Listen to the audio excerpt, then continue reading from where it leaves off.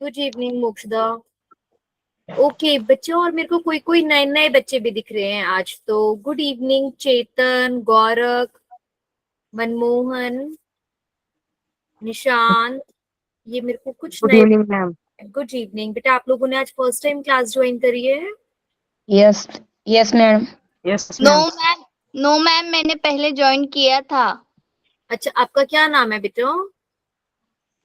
मेरा नाम गायत्री मैम। अच्छा, आज आपने दूसरे आईडी से ज्वाइन करा है ना गायत्री, इसलिए मैं पहचान नहीं पाई।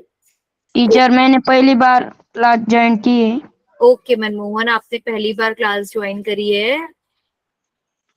और ये बेटा चेतन, यस मैम। आपने भी फर्स्ट टाइम ज्वाइन करी है आज क्लास?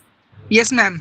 ओके बेटा, आप सभी महाराष्ट्र बोर्ड से वेल वर्स्ड होंगे। आप सभी का महाराष्ट्र बोर्ड है ना? तो जो या श्योर। बच्चे आज पहली बार क्लास ले रहे हैं उन बच्चों को मैं बता देती हूँ बेटा कि हम लोगों की जो बुक है उस बुक का हम लोग फर्स्ट चैप्टर और सेकंड चैप्टर कर चुके हैं। ठीक है, अभी हम लोग जो कर रहे हैं वो थर्ड चैप्टर कर रहे हैं।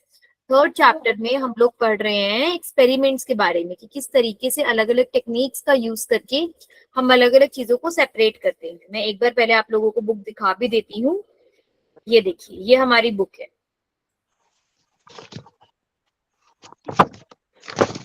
देखिए, आप जो बेटा पुराने लेक्चर्स हैं ना, जो हमारे पुराने चैप्टर्स हो गए हैं, उनके मैं आप लोगों के साथ पीपीटी शेयर कर दूंगी। जिस पीपीटी पे मैंने बच्चों को पढ़ाया था, नोट्स शेयर कर दूंगी। और यूट्यूब पर हमारे रिकॉर्डेड लेक्चर्स भी हैं, तो आप वो भी देख सकते हैं। ठीक है, तो अगर आपको पहले के कोई चैप्टर्स में डाउट है तो वो चैप्टर्स आप ऐसे क्लियर कर सकते हैं। ये हमारी बुक है, ये आप देख लो।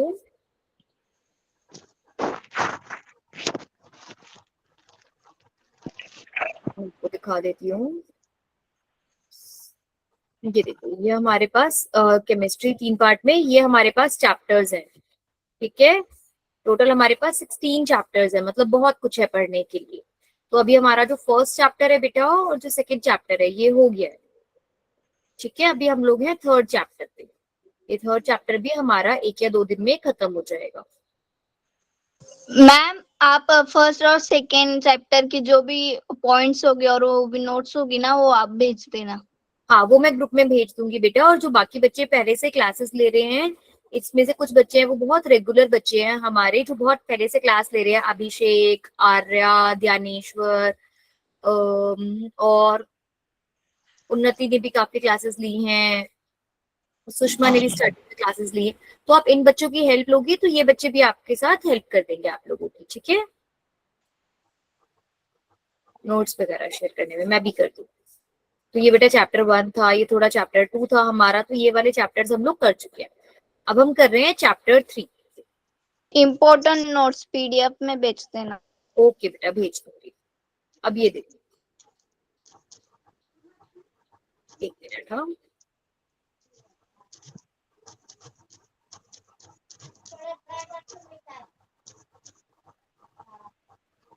हाँ बेटा, किसी ने हैंड रेज करा है? Hi ma'am. बेटा एक मैसेज करा है अभी आपने ना, क्या मैसेज करा है? एक सेकेंड, आपको यूट्यूब पे क्या चैनल है बेटा? यू कैटापुल्ट नाम से ही चैनल है, मैम लिंक शेयर कर देंगे आपके साथ, आप उस लिंक से देख लेते हैं। ठीक है, चलिए अभी बेटा मैं आप लोगों के साथ पूरी स्क्रीन ही शेयर करती हूँ और आप लोग यहाँ देखिए। ये हमारा चैप्टर 3 है, इसमें हम एनालिटिकल टेक्निक्स की बात कर रहे हैं। एनालिटिकल टेक्निक्स क्या होता है बेटा? केमिस्ट्री में हमारे पास बहुत सारे जो सॉल्ट्स वगैरह होते हैं, हम उनको देखते हैं कि वो प्योर है, इम्प्योर है। अगर उसके अंदर कोई इम्प्योरिटीज होती है तो उन्हें हम सेपरेट भी कर सकते हैं। तो अलग अलग टेक्निक्स होती है हमारे पास सेपरेट करने की। तो हमने जिन जिन टेक्निक्स के बारे में बात करी है वो मैं क्विकली आप लोगों को दिखा रही हूँ। फिल्टरेशन, फिल्टरेशन एक तरीके से छन्नी से छान लेना। ठीक है, उसके बाद हमने बात करी थी क्रिस्टलाइजेशन। क्रिस्टलाइजेशन मतलब क्रिस्टल्स बनाना। हम एक लिक्विड लेते हैं, उसमें एक सॉल्यूट डिसॉल्व कराते हैं, फिर उसका टेम्परेचर बढ़ा के उसकी क्रिस्टल्स बनाते हैं, तो क्रिस्टलाइजेशन की बात करी थी। Steps of crystallization. फिर हम लोगों ने फ्रैक्शनल क्रिस्टलाइजेशन की बात करी, डिस्टिलेशन की बात करी कि किस तरीके से लिक्विड को हीट करते हैं और उसके बाद प्योर वेपर्स के लिक्विड यहाँ पर हम कलेक्ट कर लेते हैं। तो इस तरीके से हम लोगों ने डिस्टिलेशन, फिर हमने फ्रैक्शनल डिस्टिलेशन की बात करी थी और डिस्टिलेशन अंडर रिड्यूस्ड प्रेशर। अब हम लोग आज बात कर रहे हैं बेटा सॉल्वेंट एक्सट्रैक्शन की। देखो सॉल्वेंट एक्सट्रैक्शन क्या होता है बेटा? ध्यान से समझेंगे, उसकी बात करेंगे तो आपको समझ में आएगा। फिर मैं एक वीडियो भी दिखाती हूँ। सॉल्वेंट एक्सट्रैक्शन में क्या होता है, इट इज अ मेथड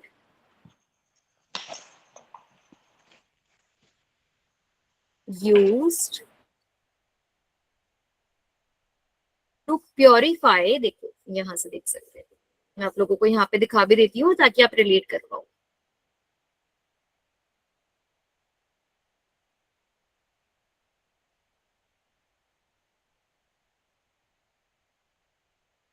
देखो बेटा, ये हमारे पास सॉल्वेंट एक्सट्रैक्शन है। इसमें क्या हो रहा होता है, in this it is a method use to separate solutes of different solubilities.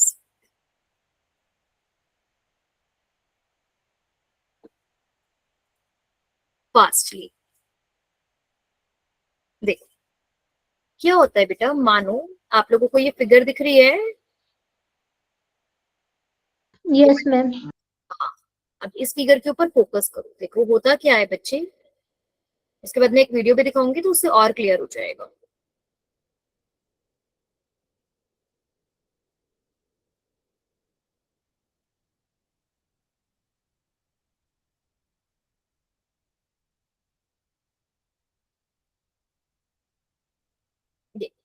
ये जो आपको इस तरीके का कांच की ग्लास की बोतल दिख रही है ना बेटा, इसे बोलते हैं सेपरेटिंग फनल। क्या बोलते हैं इसे? Separating pulling. फनल।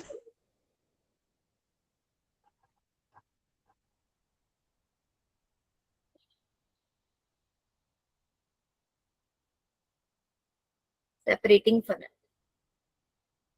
क्या होता है बेटा, मानो यहाँ पर एक कोई सॉल्वेंट है, ठीक है, और यहाँ पर हमारे पास क्या है, एक एक्वस लेयर है। एक्वस लेयर मतलब पानी की लेयर है, ठीक है, ये मेरे पास पानी की लेयर है।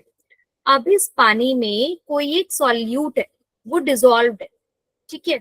एक पानी में हमने कोई ऑर्गेनिक कंपाउंड डाल दिया, मान लो कोई भी एक ऑर्गेनिक कंपाउंड होता है। ऑर्गेनिक कंपाउंड मतलब बेटा कोई भी एक सॉल्ट हो सकता है। मान लो मैंने इसमें ग्लूकोज डाल दिया, फ्रक्टोज डाल दिया, कोई प्रोटीन डाल दिया, कोई नेफ्थलीन बॉल्स डाल दी, कोई भी मैंने एक ऐसा ऑर्गेनिक कंपाउंड ले लिया। जो नीचे वाली लेयर है वो कैसी लेयर है? एक्वस। एक्वस मतलब किसकी लेयर है? पानी की लेयर है, H2O लेयर है। इतना क्लियर हुआ? अब बेटा ये पानी में ना थोड़ी थोड़ी सॉल्यूबल है, थोड़ी थोड़ी सॉल्यूबल नहीं है। अब इसको कैसे सेपरेट करें? क्योंकि अगर मैं इसको, मानो मैं सोचूं कि मैं इसके अंदर फिल्टरेशन कर लूं, छान लूं, तो पूरी तरह छान भी नहीं सकती। क्यों? क्योंकि कुछ कुछ तो सॉल्यूबल है, कुछ कुछ सॉल्यूबल नहीं है। तो अब हम ऐसे में क्या करते हैं, हम यहाँ से ना एक ऑर्गेनिक सॉल्वेंट डालना स्टार्ट करते हैं। क्या करते हैं? एक धीरे धीरे करके ऑर्गेनिक सॉल्वेंट डालते हैं। ये जो कंपाउंड है ना, ये पानी में तो कम सॉल्यूबल है, लेकिन ऑर्गेनिक सॉल्वेंट में ये सॉल्यूबल होता है। तो जैसे ही हम ऑर्गेनिक सॉल्वेंट डालते हैं ना, तो जो धीरे धीरे ये वाला ए है, जो मैंने रेड कलर की डॉट्स बनाई है, जो मेरा कंपाउंड है, ये कंपाउंड क्या करता है, धीरे धीरे सॉल्वेंट में जाना स्टार्ट कर देता है। क्यों? क्योंकि सॉल्वेंट के अंदर ये ज्यादा, इसकी सॉल्युबिलिटी ज्यादा है, तो ये सॉल्वेंट में ज्यादा सॉल्युबल हो पाता है। तो ये क्या होता है, ये यहाँ से निकल के ऊपर की तरफ जाने लगता है। इतनी बात क्लियर हुई बच्चे? यहाँ पर नहीं। और जो हम ऑर्गेनिक सॉल्वेंट यस मैम। ना, वो ऐसा लेते हैं जो पानी में सॉल्युबल ना हो। जब सॉल्वेंट पानी में सॉल्युबल नहीं होगा तो पानी की और सॉल्वेंट की लेयर बन जाएगी। जैसे पानी में तेल की लेयर बन जाती है ना, ऐसे ही पानी में सॉल्वेंट की लेयर बन जाएगी। और उस सॉल्वेंट में क्या होगा, धीरे धीरे धीरे धीरे ये सारा का सारा जो कंपाउंड है वो पानी से निकल के ऊपर चला जाएगा सॉल्वेंट में। अब उसके बाद हम क्या करेंगे बेटा, यहाँ पर एक ऐसा नल लगा हुआ है ना, एक तरीके की नॉब। नॉब मतलब ऐसे नल। तो हम इस नल को खोलेंगे धीरे धीरे धीरे, और ये पानी इसमें से अलग कर लेंगे। अब हमने ये पानी अलग कर लिया, ये देखो ऐसा हो जाएगा। ऑर्गेनिक कंपाउंड के अंदर पूरा मिक्स हो गया, पानी नीचे से अलग हो गया, ठीक है। ये एक्वस लेयर बच गया और ऊपर organic compound in solvent layer बच गया। पहले ऑर्गेनिक कंपाउंड एक्वस लेयर में था एक्सट्रैक्शन से पहले, एक्सट्रैक्शन के बाद ऑर्गेनिक कंपाउंड पूरा सॉल्वेंट लेयर में आ गया। अब हम यहाँ से इसको खोलेंगे और इसको सेपरेट कर लेंगे, पानी निकल जाएगा। अब क्या बचेगा? ऑर्गेनिक कंपाउंड बचेगा ना सॉल्वेंट लेयर में। उसके बाद हम डिस्टिलेशन कर लेंगे। क्या करेंगे? डिस्टिलेशन। डिस्टिलेशन में याद करो क्या होता है, सारा का सारा सॉल्वेंट उड़कर अलग हो जाएगा, और पूरा का पूरा ऑर्गेनिक कंपाउंड अलग बच जाएगा। क्लियर हुआ? डिस्टिलेशन वाला पार्ट दोबारा बताऊं? Yes ma'am.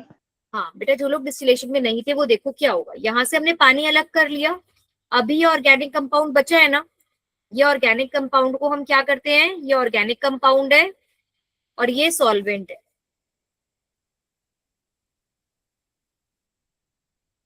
ये सॉल्वेंट है और इस सॉल्वेंट में ऑर्गेनिक कंपाउंड है।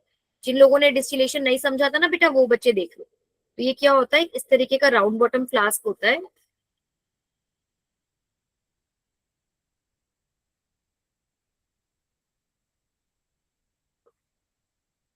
मेरी ड्राइंग थोड़ी बेकार है, एडजस्ट करना।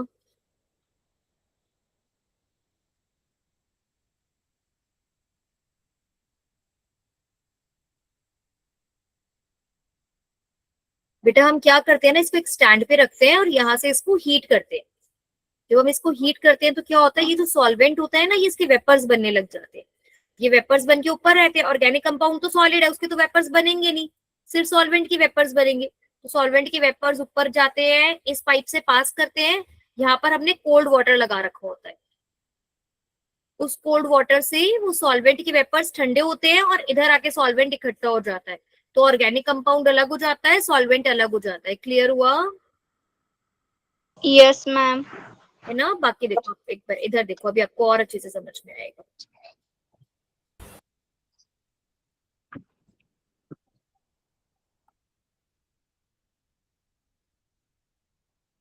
एक second.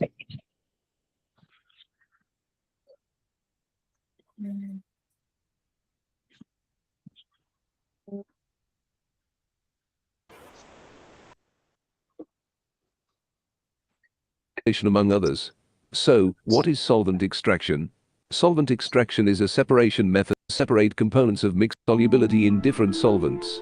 In other words, we apply this method of separation in solubility like chloroform. Solvent extraction. Now, how does it work? Well, the first step is to dissolve the mixture that you want to separate in.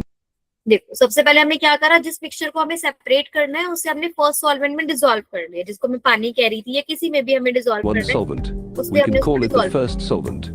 Note that this first solvent should be a solvent that can dissolve one of the components of your mixture. Then you will add the second solvent. Preferably, it should be immiscible with the अब हमने first धीरे solvent. धीरे क्या करा, What second will solvent happen is डालना that the start desired किया। compound or component धीरे that you धीरे are क्या interested in होगा, जो separating ऊपर की will तरफ मेरा selectively सॉल्वेंट है dissolve वो in the ट्रांसफर first करता चला solvent, जाएगा while the other solvent. components will remain in the other solvent. Because the solvents are immiscible, we can now separate them using a separating funnel by draining the lower or denser solvent into a नीचे suitable वाला हमने collecting निकाल container. लिया और ऊपर Your वाले को desired हमने component सेपरेट recovered कर from दिया। separation techniques like evaporation, decantation, solvent ठीक extraction है? process works.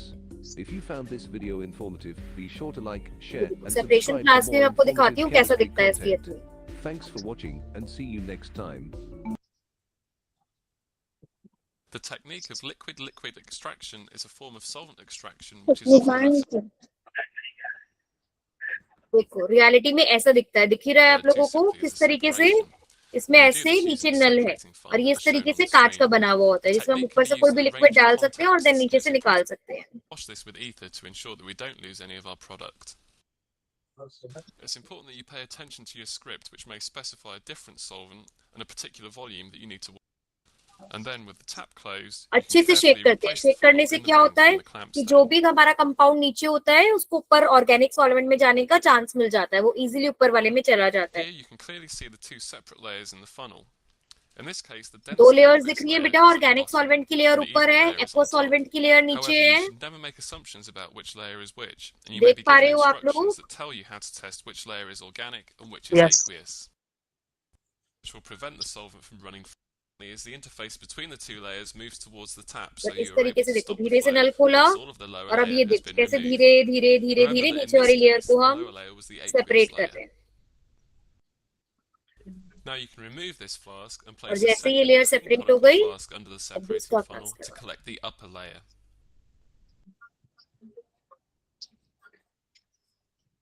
Always, you should check your script to see what you've got on one of the layers to the separating funnel to carry out further magnesium sulfate. Other drying agents that may be used could include calcium chloride and sodium sulfate. ठीक है, चलो mummy next method पे चले बेटा। मैं चटनी नहीं answer कर क्या बेटा, कोई कुछ बोल रहा है, इधर बोलो। नहीं मैम, अच्छे से ठीक। समझ में आ रहा है। ओके, चलो बेटा अब नेक्स्ट है क्रोमैटोग्राफिक टेक्निक। ये वर्ड आप बहुत जगह पढ़ोगे, क्रोमैटोग्राफी। क्रोमैटोग्राफी बेटा, ये जो मैम इसका मतलब क्रोमैटोग्राफी है ना, हाँ बोलो। इसका मतलब क्या है मैम, क्रोमेटोग्राफी? हाँ बता रही हूँ बच्चे। बेटा जो क्रोमैटोग्राफी है ना, इसमें से ये जो वर्ड होता है ना क्रोम, इस वर्ड का मतलब होता है कलर। क्रोमैटोग्राफी, क्रोमैटोग्राफी जो है ये एक मिक्सचर के अलग अलग कंपोनेंट्स को सेपरेट करने के लिए यूज करे जाने वाली टेक्निक है। Chromatography is a technique used to separate components of a mixture and also purify compounds. जो क्रोमा होता है ना बेटा, इस क्रोमा वर्ड का मतलब होता है कलर। तो क्या होता है ना, ये सबसे पहले जो टेक्निक यूज हुई थी ना, वो जो प्लांट्स होते हैं ना, आपने देखा है बेटा एक प्लांट का जो फ्लावर होता है वो कितना कलरफुल फ्लावर होता है ना। अलग अलग प्लांट्स के अलग अलग कलरफुल फ्लावर्स देखते हो आप। Yes ma'am. अच्छा यस मैम। ओके, एक बात बताओ, क्या आप में से कभी किसी ने जेल पेन से या स्केच पेन से काम करा है? कभी किसी ने Yes, जेल ma'am. पेन या स्केच पेन Yes, से काम ma'am. करा है? अच्छा ठीक है। कभी ऐसा ऑब्जर्व ma'am. करा है बेटा कि अगर जिस नोटबुक पर आपने जेल पेन से या स्केच पेन से काम करा हो, अगर उस पे कुछ पानी की छींटें गिर जाएं तो क्या होता है पेन का? वो फैल जाता है। पेन होती है ना फैल मैम, जाता है। ये किस किसने ऑब्जर्व करा है कि पेन फैल फैल जाता है? जाता जेल पेन या, हाँ वेरी गुड, किस किसने ऑब्जर्व करा है कि पेन फैल जाता है? उसके बहुत ऊपर बच्चों ने। जो जेल पेन का वेरी, फैल जाता है मैम। जेल पेन का फैलता है। अच्छा कभी किसी ने ये ऑब्जर्व करा है कि फैलने के बाद उसका कलर थोड़ा थोड़ा चेंज हो जाता है? Yes ma'am. ज्यादा डार्क होगा कलर तो थोड़ा फीका होने लगता है। थोड़ा फीका होने लगता है, वेरी गुड। अच्छा चलो ठीक है, मैं आप लोगों को ना एक बहुत छोटा सा एक्सपेरिमेंट बताती हूँ, ये लोग आप सभी कर सकते हो, ठीक है? ओके एक मैम। ये वाला देखो क्रोमैटो,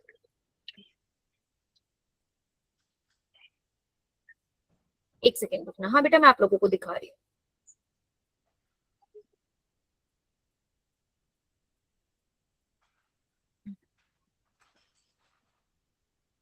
देखो, हमें क्या करना है ना, हमें एक छोटा सा पेपर लेना है, ऐसे पेपर की स्ट्रिप काटनी है। ये सब हम लोग कर सकते हैं। Yes ma'am. उसके बाद पेपर की स्ट्रिप काटकर पेपर के ऊपर थोड़ा सा ऐसे 2 सेंटीमीटर ऊपर पेंसिल से एक लाइन बना लेंगे। ध्यान से देखना, अभी पेंसिल से बनाएंगे, पेन से नहीं बनाएंगे। पेन से क्यों नहीं बनाएंगे वो भी बताऊंगी। ये पेन से एक लाइन बनाई पेंसिल से, और उसके ऊपर एक इंक की डॉट लगा दी। ये हम इंक की डॉट लगा सकते हैं, ब्लैक स्केच पेन से डॉट लगा सकते हैं, ऑरेंज स्केच पेन से डॉट लगा सकते हैं, किसी भी स्केच पेन से डॉट लगा सकते हैं। बेटा होता क्या है ना, जो देखने में हमें लगता है ना कि एक ब्लैक स्केच पेन है वो तो सिर्फ ब्लैक कलर से बना होगा, ऐसा होता नहीं है। जो एक कलर होता है ना वो बहुत सारे पिगमेंट से मिलकर बना हुआ होता है। जैसे कि अगर मैं एक ऑरेंज स्केच पेन लूं तो वो रेड और येलो का मिलकर बना होगा, या फिर जो एक ब्लैक है वो भी बहुत सारे कलर्स को मिलकर बना होता है। अब उन सारे कलर्स को अगर मुझे अलग करना है, कि इंक के जो कलर्स है उनको मेरे को अलग करना है, तो उनको अलग करने की ये बहुत अच्छी टेक्निक है। देखो यहाँ पे क्या हो रहा है, अब देखना क्या होगा। इसको हम एक ऐसे बीकर में पानी लेंगे, घर में किसी भी कटोरी में पानी रख सकते हैं, और इसे डिप कर देंगे। पानी बेटा कम लेना है, बहुत ज्यादा पानी नहीं लेना। जो लाइन है ना आपकी, उस लाइन से नीचे नीचे पानी लेना है। अब क्या होता है बेटा, पेपर में छोटे छोटे छोटे छोटे पोर्स होते हैं, उन पोर्स की वजह से पानी ऊपर जाएगा। जाएगा ना पानी ऊपर। अगर आप एक पेपर को ऐसे पानी में खड़ा कर दो तो धीरे धीरे पानी ऊपर जाने लगता है ना। Yes ma'am. तो बेटा देखो इसमें भी क्या होगा, धीरे धीरे पानी ऊपर जाएगा। अब देखना क्या होता है।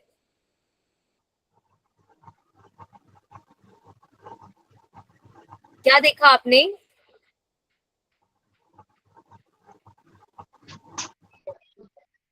एक कलर था तो रेड कलर, ब्लू कलर। हाँ, जो वो कलर है वो सेपरेट हो गया। अब ऐसा क्यों हुआ बेटा कि ये कलर सेपरेट हो गया? ये जो टेक्निक है ना, इसी टेक्निक को क्रोमैटोग्राफी बोलते हैं। इसी टेक्निक को क्या बोलते हैं? क्रोमैटोग्राफी। क्रोमैटोग्राफी बहुत सारी टाइप्स की होती है। ये पेपर क्रोमैटोग्राफी है। हम अलग अलग टाइप की क्रोमैटोग्राफी पढ़ेंगे, बट मैं अभी सिर्फ आपको ये बता रही हूँ कि क्रोमैटोग्राफी किस काम आती है। क्रोमैटोग्राफी जो होती है वो कलर्ड क्रोमैटोग्राफी होती है। शुरू में जब हम क्रोमैटोग्राफी यूज करते थे, बिल्कुल स्टार्टिंग में जहां से हमने इसका नाम रखा है, वो हम यूज करते थे कि जो हमारे प्लांट्स है, प्लांट्स में इतने सारे कलर्स होते हैं, फ्लावर्स होते हैं, लीव्स होती हैं, हम उनके पिगमेंट को अलग करते थे, सेपरेट करते थे, उन पिगमेंट्स का यूज करते थे। तो उसी के लिए हमने ये टेक्निक यूज करनी स्टार्ट करी थी। अब हम ये समझेंगे बेटा कि ऐसा क्यों हुआ कि ये ब्लैक कलर अभी तो एक जैसा था, लेकिन पानी में डालने के बाद ये ब्लू और रेड में सेपरेट कर गया।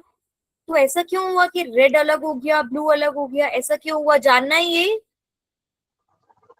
Yes ma'am.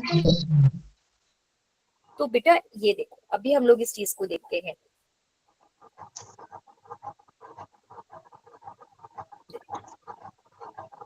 बेटा क्रोमैटोग्राफी क्या होता है इसके अंदर? The principle of separation of substances in this technique is similar to solvent extraction, that is distribution of solute in two phases. बेटा जैसे वहां पर सॉल्यूट दो चीजों में डिवाइड हो रहा था ना, कि कुछ सॉल्यूट यहाँ डिसॉल्व था, फिर वो यहाँ चला गया। सिमिलरली यहाँ पर भी यही होता है। क्रोमैटोग्राफी में दो फेज होते हैं। ध्यान से लिखेंगे बेटा, क्रोमैटोग्राफी में it is a technique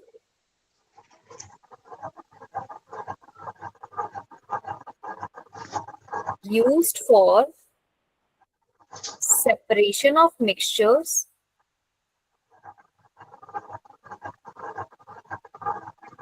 or purification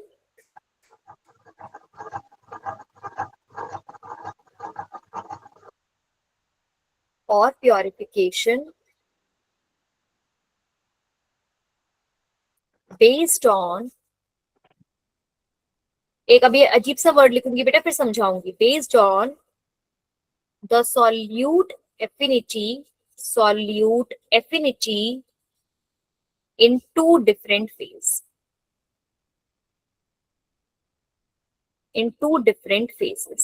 I know definition tough लग रही है, बट अभी समझाऊंगी तो क्लियर हो जाएगा। क्या होता है बेटा, क्रोमैटोग्राफी में दो फेज होते हैं। एक होता है स्टेशनरी फेज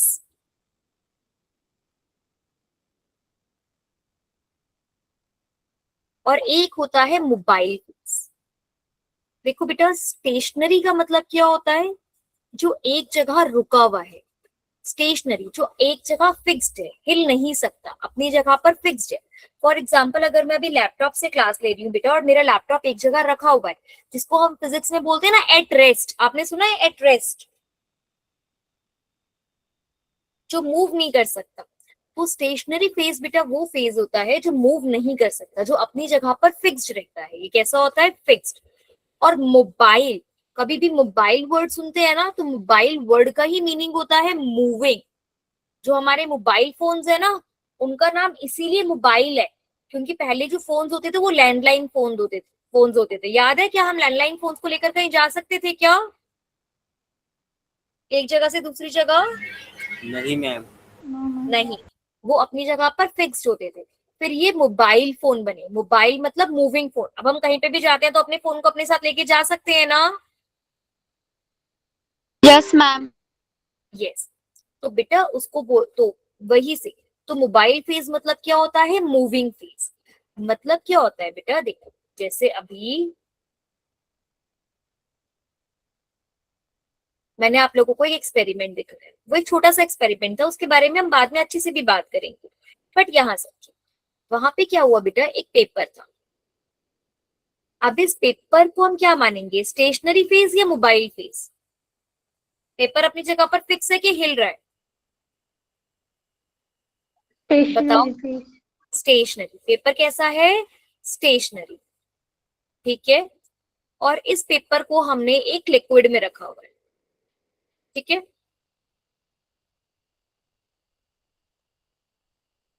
एक लिक्विड में रखा हुआ। बेटा ये जो लिक्विड है ये अपनी जगह पर फिक्स है या फिर ये लिक्विड मूव कर रहा है? मूव कर रहा है मैम। मूव कर रहा है। तो लिक्विड मेरा कैसा होगा? Mobile phase. जो लिक्विड है वो कैसा हो गया? Mobile phase. ये समझ में आया आप लोगों को? Stationary phase, mobile phase. Very good, very good, very good.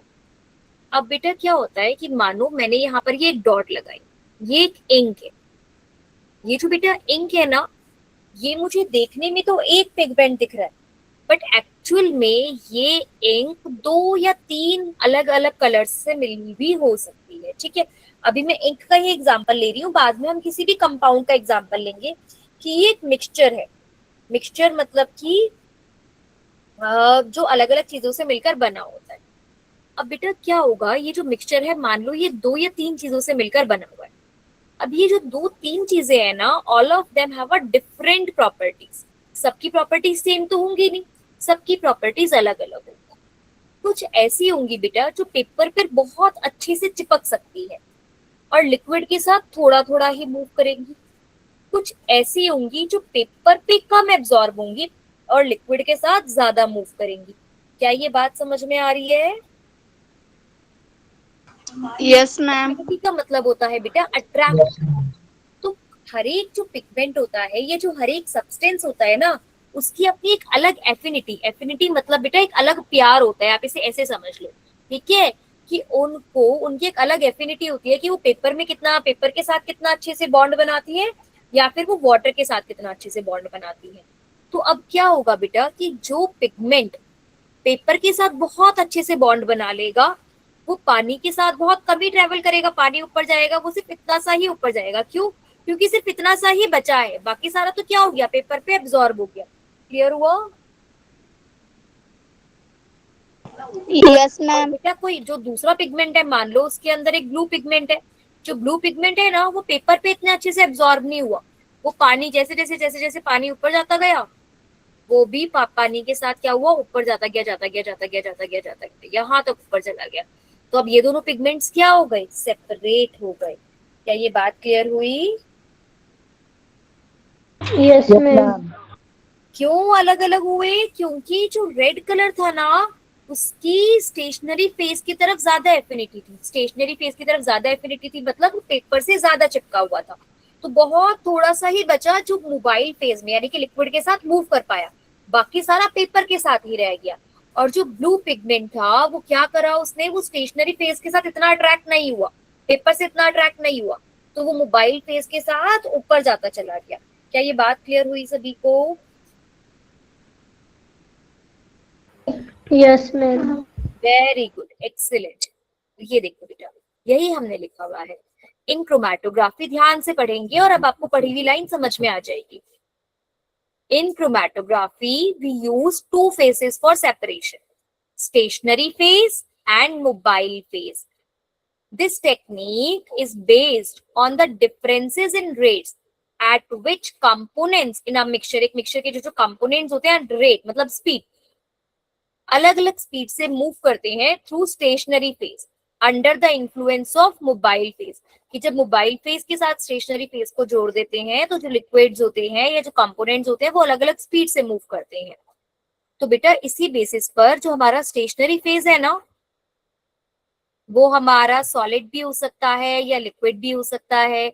और स्टेशनरी फेज हमारा सॉलिड है या लिक्विड है, इसी के बेसिस पर हमारी जो क्रोमैटोग्राफी है उसको हमने 2 कैटेगरीज में डिवाइड कर दिया है, adsorption chromatography and partition chromatography. क्या है? Adsorption chromatography and partition chromatography.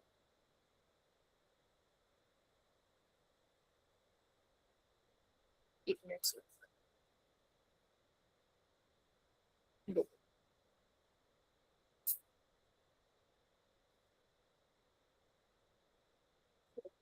types of chromatography. There are 2 types of chromatography.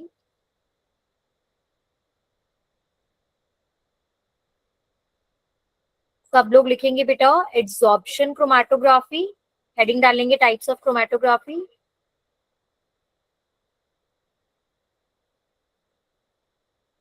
And partition chromatography.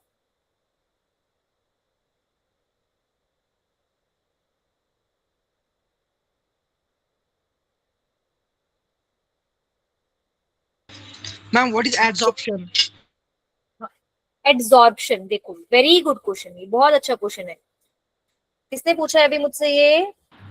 Me, ma'am. Very good. देखो बेटा, आप लोग मुझे एक क्वेश्चन का आंसर करना, ध्यान से सोचना फिर आंसर करना, ठीक है? लेट अस से कि अगर मैं कॉटन की बॉल लूं, कॉटन रुई, रुई का एक गोला लूं, और अगर मैं उस रुई को, मतलब रुई का गोला मतलब एक छोटा सा रुई का टुकड़ा ले लिया, और अगर मैं उस रुई के टुकड़े को एक पानी के बीकर में डालूं, और उसके बाद 5 4 3 2 1 5 सेकेंड 10 सेकेंड वेट करा, और उसके बाद मैंने उस कॉटन को उसमें से बाहर निकाल लिया, क्या उस कॉटन में पानी एब्जॉर्ब हो जाएगा? Yes. सब लोग मानते हैं इस बात को कि कॉटन के अंदर क्या होगा, पानी एब्जॉर्ब हो जाएगा? बेटा कॉटन के बाहर बाहर पानी आएगा कि कॉटन के अंदर तक पानी चला जाएगा? नो मैम, कॉटन के अंदर तक नहीं जाएगा, पर जहां तक कॉटन है वहां तक पानी जाएगा। मतलब बेटा अगर मैंने ये देखो ना, अगर मैंने ऐसे समझो, अगर कि मैंने यहाँ पर एक सेकंड इसको व्हाइट स्क्रीन पे समझा दिया,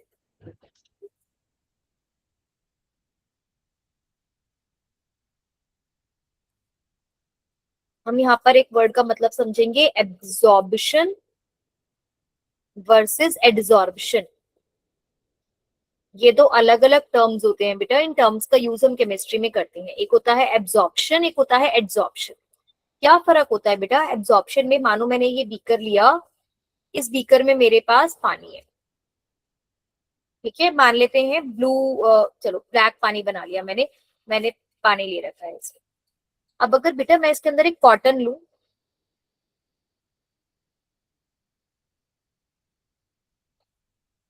एक थोड़ी सी रुई ली, और उस रुई को मैंने इसके अंदर इस तरीके से भिगो दिया, ठीक है, और उसके बाद मैंने इस रुई को बाहर निकाला, तो क्या इस रुई के अंदर पानी होगा पूरे में? क्या यस मैं मैम। बोलूंगी कि रुई ने पानी एब्जॉर्ब कर Yes. लिया? Yes. ये होता है बेटा एब्जॉर्प्शन, ये होता है एब्जॉर्प्शन। ये तो हम सबको पता है, हम कहते हैं ना इसने ये चीज एब्जॉर्ब कर ली। जैसे कि मानो अगर कहीं पे पूरी लेते हैं हम, पूरी पे ऑयल होता है ना, और अगर मैं उसको टिश्यू पेपर पे रख देती हूँ, तो आपने देखा है किसी टिश्यू पेपर सारा ऑयल एब्जॉर्ब कर लेता है, देखा है ना? Yes ma'am. Panchvili, अच्छा, ma'am. हाँ बेटा, आप एब्जॉर्प्शन क्या होता है वो समझते हैं। सेम ही चीज करी मैंने,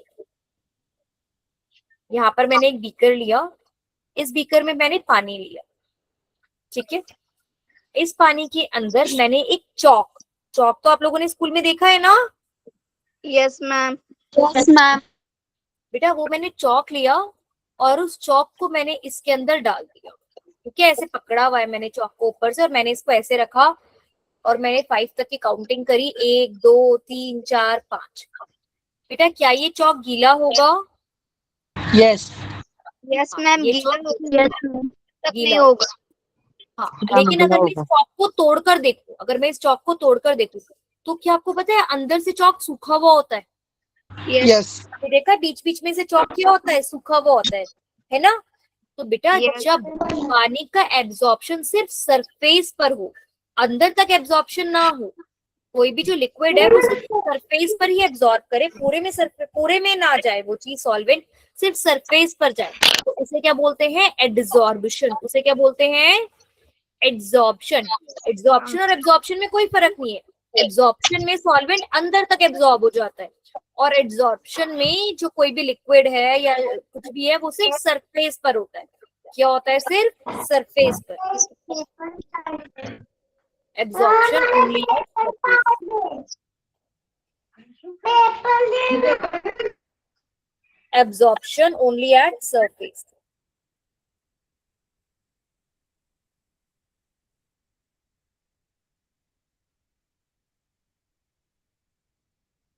ये क्लियर हो गया? Yes ma'am. हाँ बेटा, हम बहुत सारे इस तरीके के एजेंट्स यूज भी करते हैं, तो अब आपको समझ में आ गया होगा। तो आगे चले इसमें। Yes ma'am. हाँ वेरी गुड, चलो 1 मिनट दो मुझे। हाँ,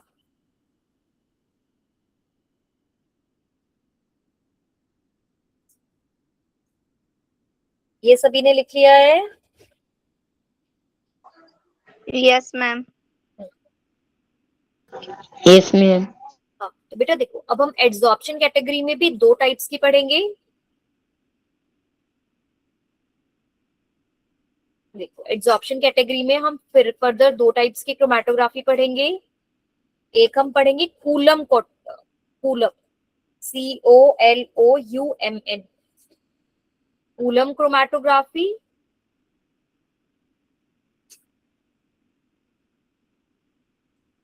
और एक हम पढ़ेंगे थिन लेयर क्रोमैटोग्राफी।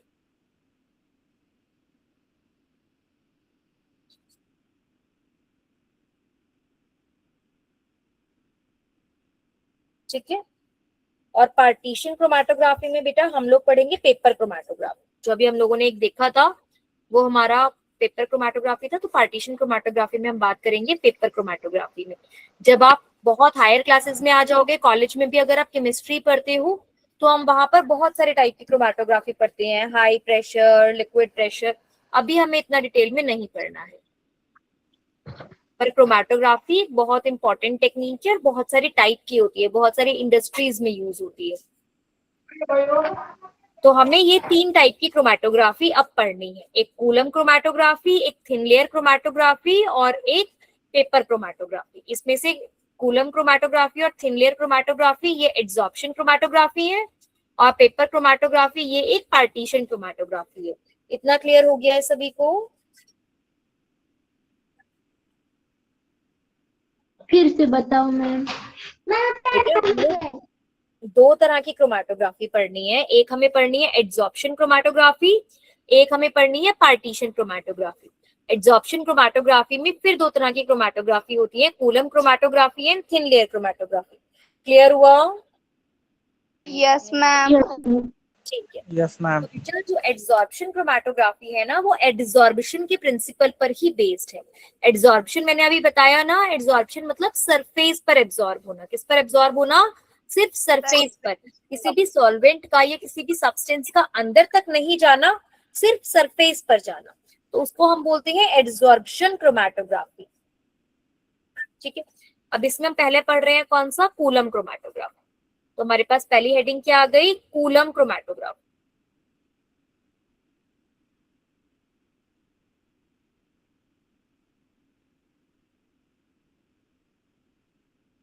आप लोगों को कूलम पता है बेटा क्या होता है? No, ma'am. It's a unit, ma'am.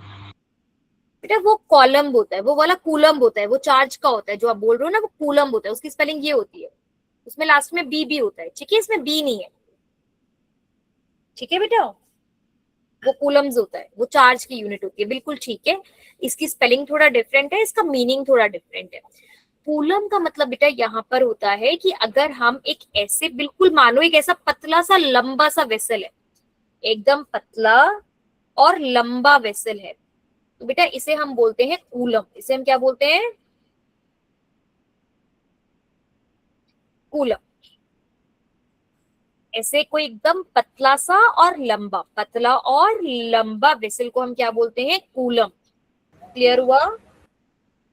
Yes ma'am. ठीक है। तो बेटा हमने क्या करते हैं, अब यहाँ पर ये कूलम क्रोमैटोग्राफी में हम लोग क्या लेते हैं? सिलिका जेल लेते हैं। अब पहले ये सिलिका जेल क्या होता है ना, वो मैं आपको दिखाती हूँ और आप मुझे बताना कि आपने किस किसने कभी कुछ ऐसा देखा है। कई बार हमें नाम नहीं पता होता, बट वो हमने देखा होता है। ठीक है,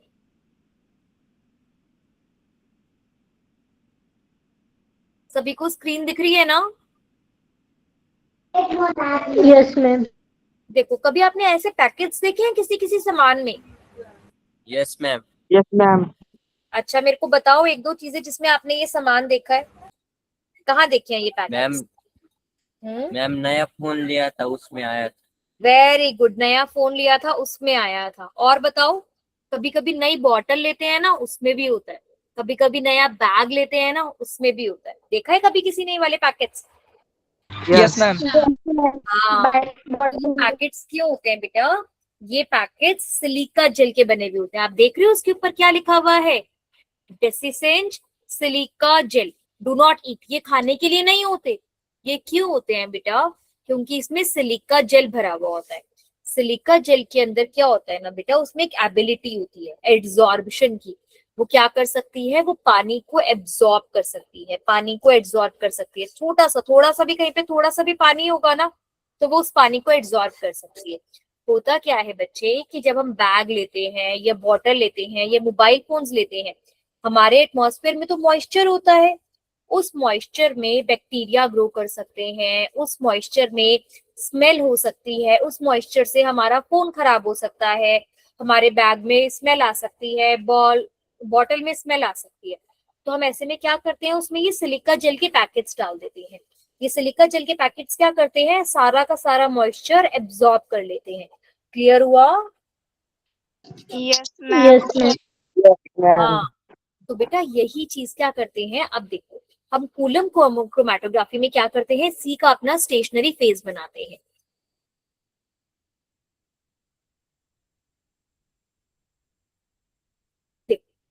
कूलम क्रोमैटोग्राफी में इस टाइप की कूलम क्रोमैटोग्राफी में सेपरेशन ऑफ कंपोनेंट्स होता है over a coulomb of stationary phase. एक कूलम हमने ले रखा होता है, उसमें स्टेशनरी फेज लगाया हुआ होता है। स्टेशनरी फेज क्या हो सकता है बेटा, एल्यूमिनिया हो सकता है, सिलिका जेल हो सकता है। ये सब यही काम करते हैं, एल्यूमिना, सिलिका जेल, कि ये मॉइस्चर को या किसी भी सॉल्वेंट को एब्जॉर्ब कर सकते हैं। स्लरी, स्लरी मतलब होता है बेटा पेस्ट लाइक। जैसे किसी चीज का पेस्ट बना देते हैं ना, मतलब बिल्कुल लिक्विड भी नहीं बनाया, बिल्कुल सॉलिड भी नहीं छोड़ा। जैसे घर में मान लो स्लरी, जैसे आटा लिया गूंथने के लिए और आटे में थोड़ा पानी डाला, तो गूंथने से पहले थोड़ा आटा ऐसा हो जाता है ना, स्लरी जैसा बन जाता है, पेस्ट जैसा बन जाता है, चिपचिपा। अभी ना वो पूरा सॉलिड है ना वो पूरा लिक्विड है, उसको स्लरी बोल। ठीक है। तो इस एल्यूमिना या सिलिका जेल का क्या करते हैं बेटा, एक स्लरी बनाते हैं और उसको एक लॉन्ग ग्लास ट्यूब, इस लॉन्ग ग्लास ट्यूब को ही हम कूलम बोलते हैं। एक लॉन्ग ग्लास ट्यूब लेते हैं और उसमें हम इसको अच्छे से फिल कर देते हैं, नीचे स्टॉप कॉक लगा देते हैं और एक ग्लास वूल का प्लग लगा देते हैं। ठीक है, अब यहाँ देखते जाएंगे, साथ साथ यहाँ से समझते भी जाएंगे।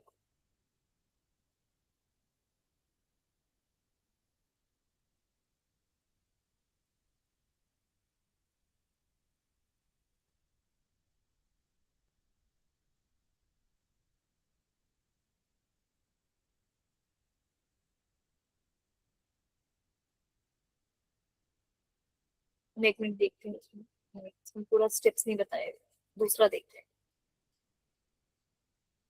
This video outlines a method for carrying out column chromatography.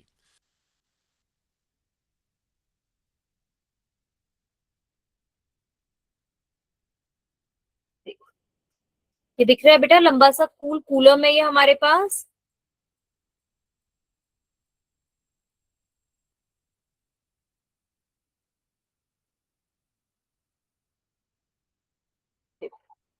थोड़ा सा इन्होंने इसमें सैंड डाल दिया ताकि वो नीचे से कुछ भी निकले ना, थोड़ा उसको वेट देने के लिए, थोड़ा उसका एब्जॉर्प्शन बढ़ाने के लिए।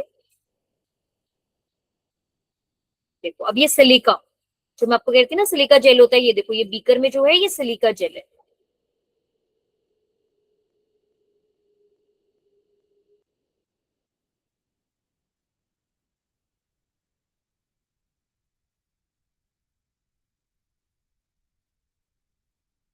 इसका स्लरी सा बनाया है इन लोगों ने सिलिका जेल का,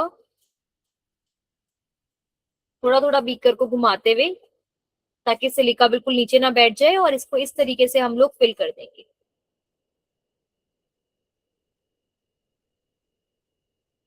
ठीक है, स्लरी बनाने के लिए, पेस्ट बनाने के लिए उसके अंदर हम सॉल्वेंट डाल रहे हैं, और धीरे धीरे धीरे धीरे ये देखो यहाँ पर दिख रहा है आप लोगों ने, यहाँ पे क्या बना दिया, किस तरीके का स्लरी से पूरा का पूरा स्टेशनरी फेज बना दिया। जैसे वहां पर हमारा पेपर था ना बेटा, यहाँ पे ये पूरे के पूरे कॉलम में हमारा सिलिका जेल आ गया। क्लियर हुआ? Yes. हाँ बिल्कुल ठीक है।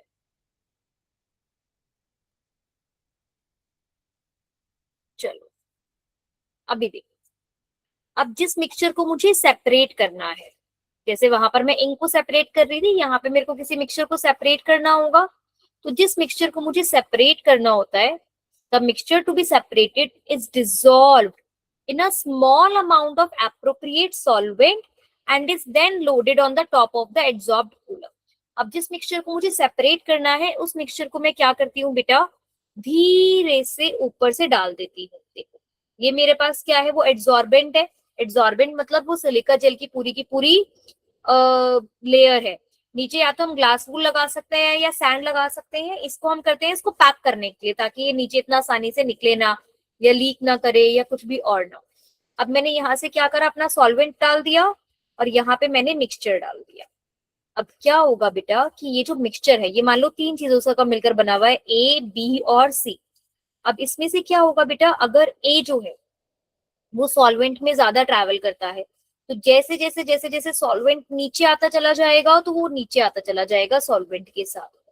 जो बी है, अगर वो ज्यादा अच्छे से एब्जॉर्ब हो रहा है सिलिका जेल के साथ, तो वो कम मूव करेगा, थोड़ा सिलिका जेल के साथ रह जाएगा, और सॉल्वेंट के साथ कम नीचे आएगा। तो थोड़े टाइम बाद हम क्या देखेंगे, देखो ए बी और सी के इस तरीके से अलग अलग बैंड्स बन जाएंगे। ये अलग अलग बैंड्स क्यों बने बेटा, क्योंकि जो ए था ना, वो सिलिका जेल के साथ ही ज्यादा एब्जॉर्ब हो गया। सिलिका जेल ने उसे अच्छे से पकड़ लिया, उसने उसे इतना नीचे नहीं जाने दिया। धीरे धीरे सॉल्वेंट नीचे जा रहा है, पर ए इतना नीचे नहीं गया। बी सॉल्वेंट में थोड़ा सा मिक्स था, बहुत अच्छे से भी नहीं, ए से थोड़ा ज्यादा, तो बी सॉल्वेंट के साथ और ज्यादा ट्रैवल कर गया। और सी जो है ना, वो पेपर पे बहुत ही कम मतलब कि एब्जॉर्ब हुआ, सिलिका जेल पे कम एब्जॉर्ब हुआ। जैसे जैसे सॉल्वेंट नीचे आया, सी नीचे आता चला गया।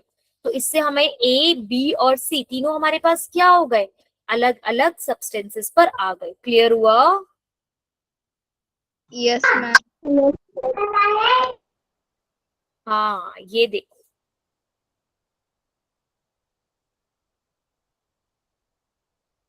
हमें कोई भी सुटेबल मोबाइल फेस लेते हैं, वो सिंगल सॉल्वेंट भी हो सकता है या मिक्सचर ऑफ सॉल्वेंट भी हो सकता है। अब क्या होता है, जो मिक्सचर होता है ना बेटा, वो मोबाइल फेस के साथ धीरे धीरे नीचे मूव करना स्टार्ट करता है। The mixtures along with the mobile face. बेटा मोबाइल फेस क्या है, सॉल्वेंट। तो अगर हमने ऊपर से सॉल्वेंट डाला है, तो सॉल्वेंट धीरे धीरे धीरे नीचे आएगा, इसके साथ कंपाउंड भी नीचे आना स्टार्ट करता है। लेकिन जो कंपाउंड के अंदर सॉल्यूट होते हैं, वो एड्सॉर्ब होना, मतलब जो आपके पास सिलिका है उसके ऊपर एब्जॉर्ब होना स्टार्ट हो जाते हैं स्टेशनरी फेस पर। डिपेंडिंग कि वो कितना एब्जॉर्ब होते जाना है, सॉल्यूट्स जो होते हैं वो सेपरेट होते चले जाते हैं। जो सबसे स्ट्रांगली एब्जॉर्ब कंपोनेंट है, जो सबसे ज्यादा एब्जॉर्ब होगा, वो ऊपर की तरफ ही रह जाएगा, और बाकी सारे जो है वो नीचे नीचे जाते चले जाएंगे। और वो कंपोनेंट जो लेस स्ट्रांगली एब्जॉर्ब है, जो इतना अच्छे से एब्जॉर्ब नहीं हुआ, वो क्या होगा, वो पहले डिसॉल्व हो जाएगा, मतलब वो सॉल्वेंट के साथ सबसे नीचे तक चला जाएगा। ये क्लियर हो गया?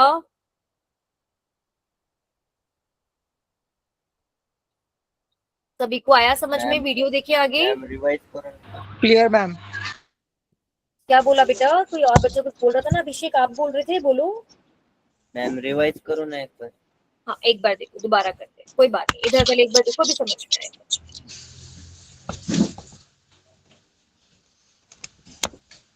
एक यहाँ तक तो समझ में आया था ना, ये हम लोगों ने स्लरी बना के डाल दिया था।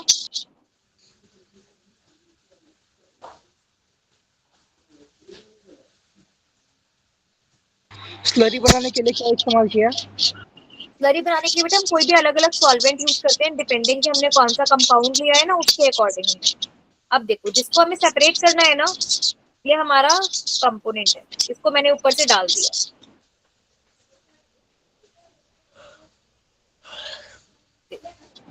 सॉल्यूशन को मैंने साइड से ऐसे डालना स्टार्ट किया, दिख रहा है यहाँ पे लेयर बन गई है ना।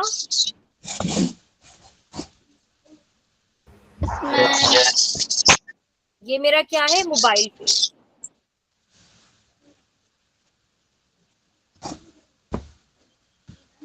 अब इसके ऊपर भी हमने सैंड डाल दिया।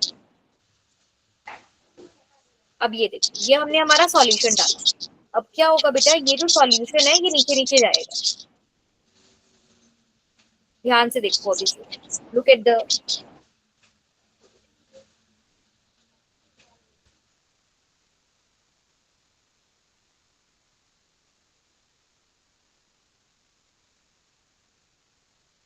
देखते जाओ।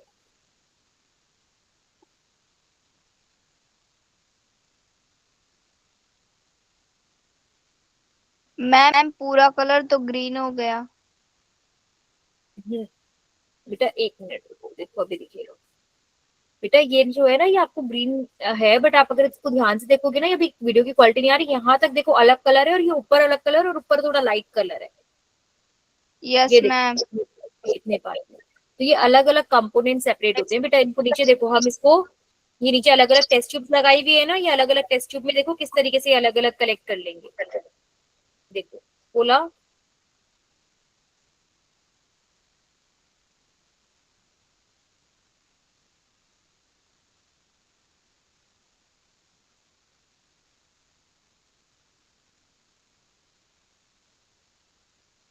तीनों के कलर में डिफरेंस दिख रहा है जो कलेक्ट करा है इन दोनों के कलर में?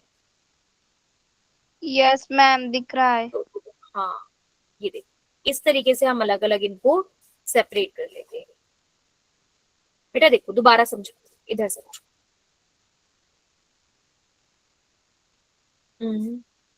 मानो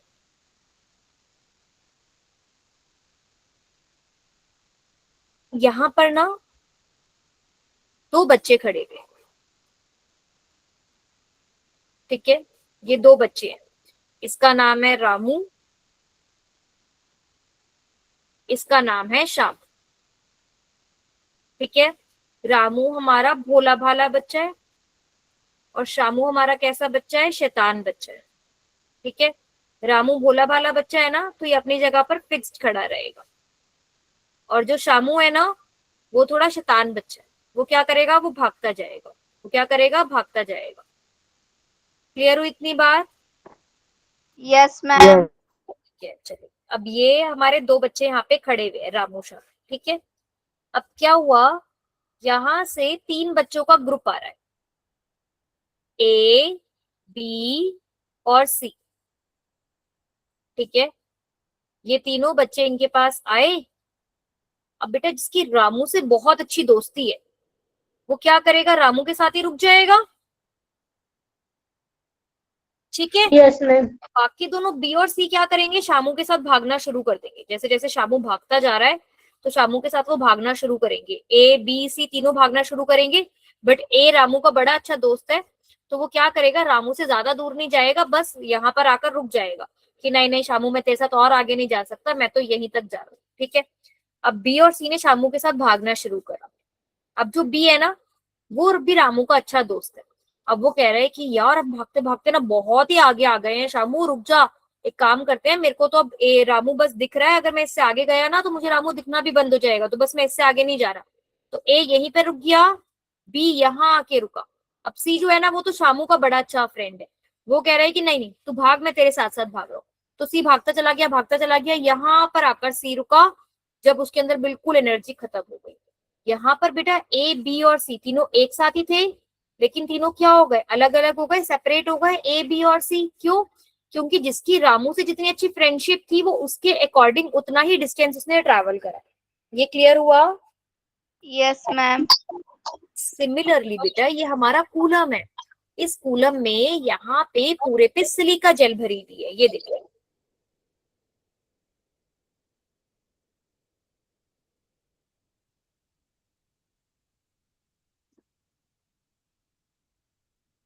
ये कूलम है, इस कूलम में मेरे पास सिलिका जेल है।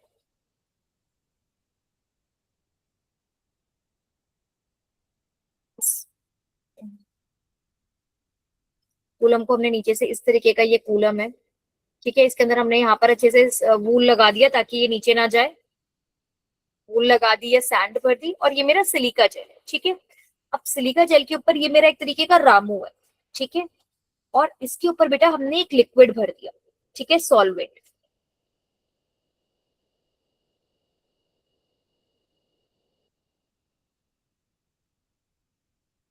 ये हमारा सॉल्वेंट है।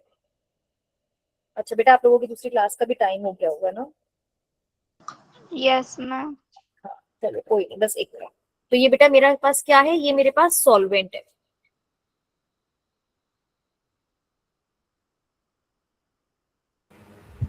अब मैंने क्या करा, ये ऊपर सिलिका जेल है, ये मेरे पास सॉल्वेंट है।